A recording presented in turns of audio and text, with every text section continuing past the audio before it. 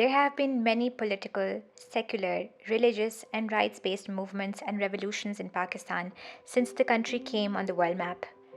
The country's geopolitical positioning, its neoliberal policy regimes, and political systems have been both a cause and a deterrent for social movements and grassroots activism. But it boasts a rich history of concrete, brave collective action, which stood against oppression and demanded freedom, accountability, and civil liberty.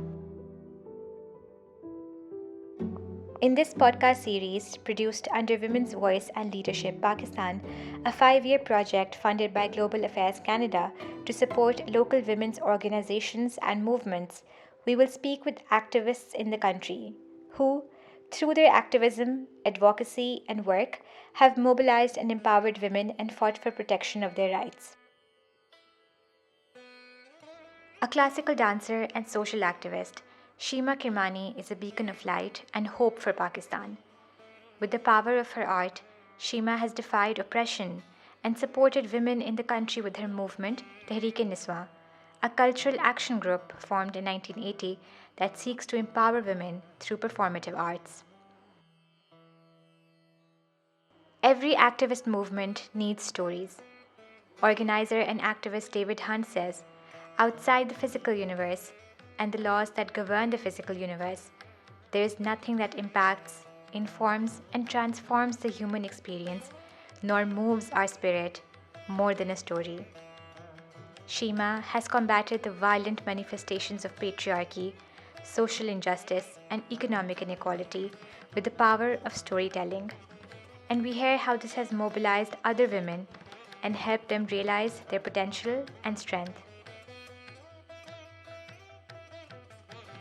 I'm of the generation where people like my parents felt they wanted to give a holistic education to their children as well as to their daughters, So I am lucky to have had exposure at a very young age, from the very beginnings, into music, classical music, into performances, into dance and theater and literature and poetry. And we were pushed, not just encouraged, we were almost forced to delve into all of this, to read a lot, to write, and also, interestingly, and this was a little unusual, I would say, that also to help us bring out our creative potential, in the sense that we were encouraged to perform by ourselves. Like my mother would say, if you've read a poem, now enact that poem. This is what is lacking today in the kind of education and upbringing that children are getting, unfortunately.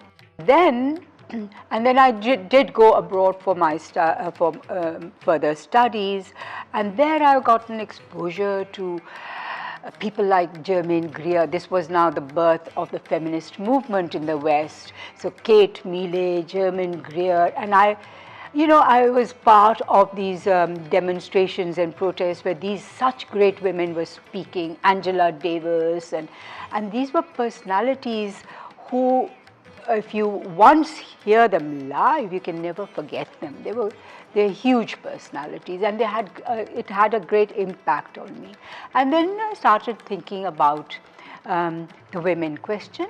I started thinking about, even though I had all the privilege of a wonderful education and not really any discrimination as being a member of the female sex, but I started finding that yes, the discrimination is still there in spite of everything, And then when I started looking around me, and I felt that the situation of women is something that we have to first we have to explore why it is becoming worse and worse, and secondly we have to work towards making it better. And then in that process I started talking to friends. I started looking for people who were like-minded, and then connecting with them, and then discussions about feminism, how we apply it within our society, in our environment, what does it mean to us, how do we approach it, because cultural differences make a lot of and then that's when we started working with the working class women. And so my work initially was with that sector, and of raising that consciousness that you are not just a worker, you're also a woman, and you're exploited both as a worker and as a woman. So let's start talking on these issues. And so we started rethinking, and we felt that no, we need a separate space for women, and we need to first create a project where women have this confidence in which they can stand up and speak and feel that they can also demand their rights. And that's how Tehreek-e-Niswan came about initially, and that's why we called it a movement, a women's movement, because it was within this whole movement of the working class.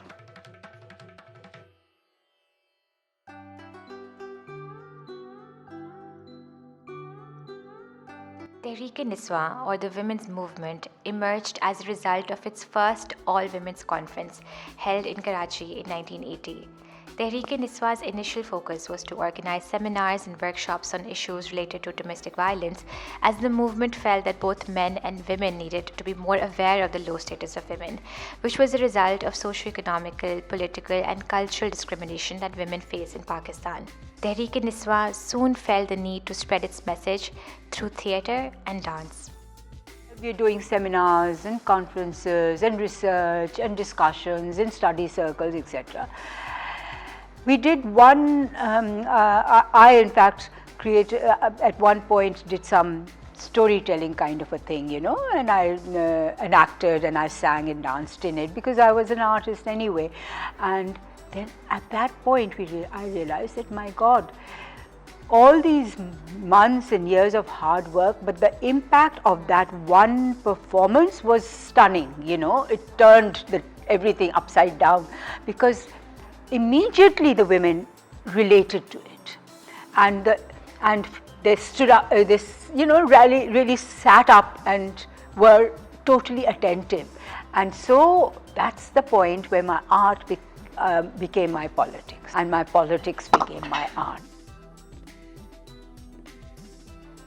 Through Women's Voice and Leadership Pakistan, many women are encouraged to perform and enact their stories and experiences during the Gender Leadership Program, or GLP. The GLP provides women a safe, private space where they can share their journeys, fears, dreams, and hopes through dance, storytelling, plays, and enactments. Many women who attend the GLP hail from conservative subcultures in Pakistan, where female voice and expression is constantly policed and controlled, where even loud laughter is reprimanded, and these performances, even if done in a private space, can be liberating.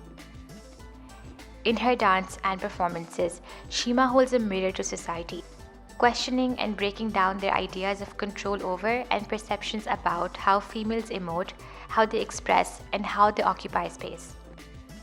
So, I feel that for dance, especially for women and for the women's movement in Pakistan, is of huge importance. The first thing that I in my dance class is push your shoulders back, lengthen your spine, straighten it, and now breathe. Once you start doing that, then you start feeling strong, because your strength is within that body, which, it's lying inside, and you have to just locate it. And I think this is what dance does. It frees you, it liberates you, and finally it gives you confidence and dignity in your body.